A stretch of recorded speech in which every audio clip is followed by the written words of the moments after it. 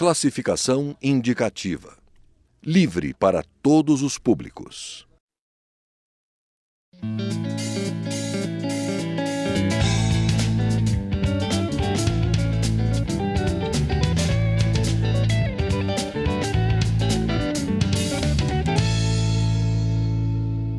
Olá!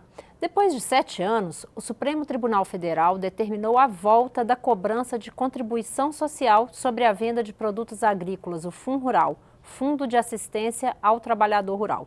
O tributo incide sobre o valor bruto da venda de produtos rurais e a arrecadação é destinada ao custeio da Seguridade.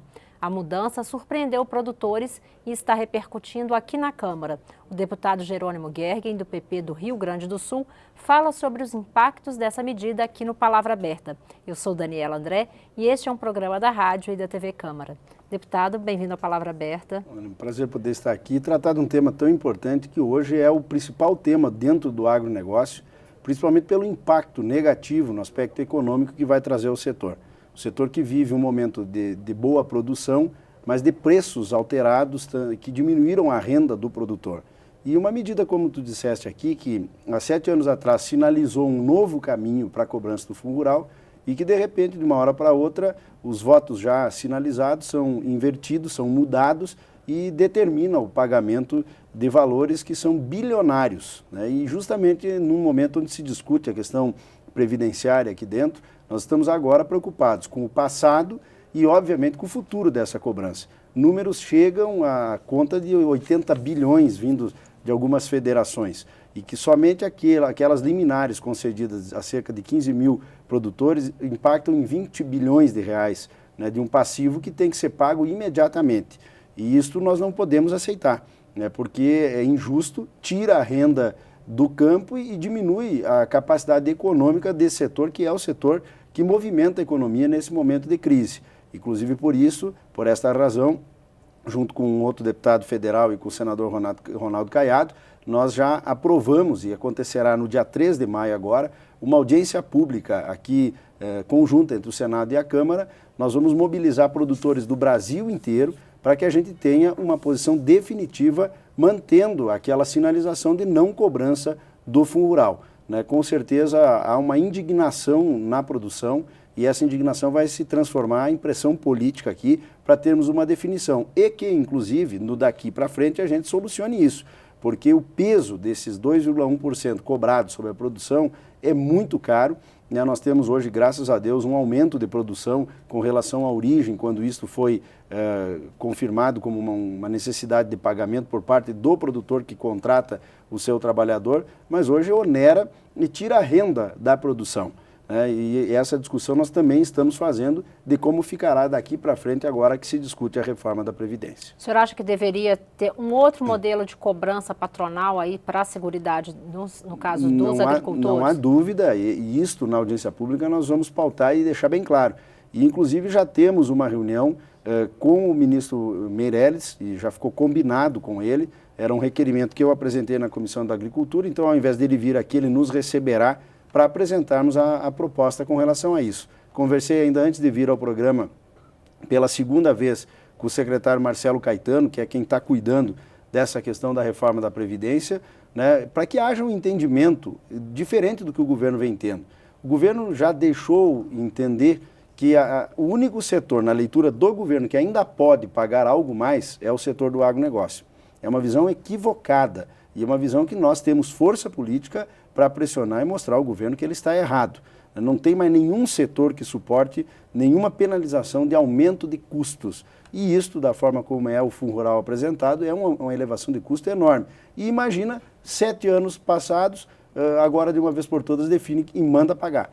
E agora nós estamos tendo um outro problema, né? Um problema que é a decisão, que ainda nem foi publicada a última etapa da questão dos embargos, uma decisão que já está começando a ser cobrado e ser buscado o recurso sem que tenha transitado todo em julgado ou publicado o acórdão para poder ter essa definição. E aí já temos outras ações tramitando também lá no STF, né, sobre as quais a gente procura agora criar uma nova expectativa, mas temos que negociar tudo isso ao mesmo tempo. Mas a pressão política por parte dos produtores, no dia 3 de maio vai acontecer e será um grande movimento aqui em Brasília.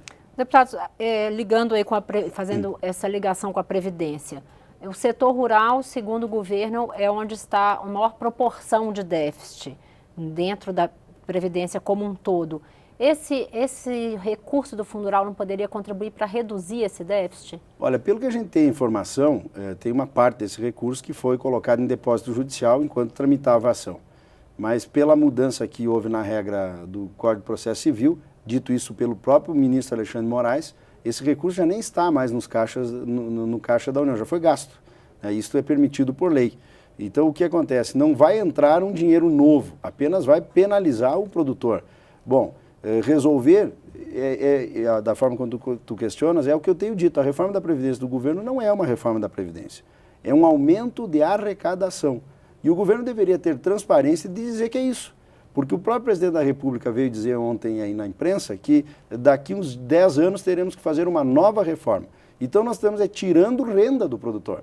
E aí eu também questiono por que o produtor é o culpado se outras categorias ficam com benefícios dentro da proposta do governo. Tem categorias que foram excluídas desde a origem do projeto, e são os altos salários. Então a penalidade que querem dar ao produtor, a culpa que querem dar ao produtor, não acho correto, é inaceitável e quem sabe essa decisão como aconteceu e a possibilidade dessa mobilização e dessa audiência pública seja o momento de fazermos esse debate verdadeiramente. Deputado, o senhor falou que vão ouvir em audiência pública os ministros. Há possibilidade da bancada aqui ligada ao agronegócio e dos produtores rurais apresentar algum tipo de projeto de lei ou outra proposta para cancelar essa cobrança? Já existem projetos, mas sabe que emendas e medidas provisórias, projetos de lei, mas esses projetos, se você aprova aqui, são vetados pela presidência se não houver uma negociação.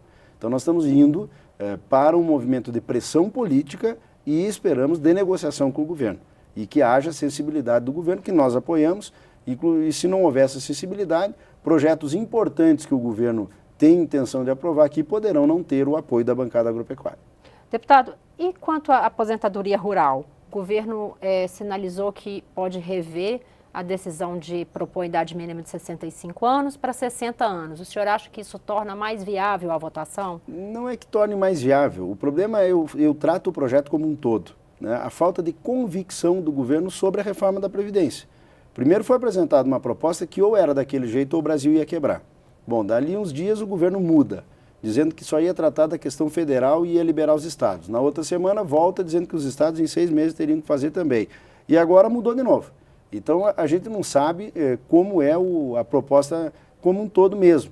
E nesse momento que a gente está aqui conversando, está lá na comissão sendo apresentado o parecer. E eu não tive condição de me aprofundar nele, justamente porque vim aqui para conversar com os nossos telespectadores.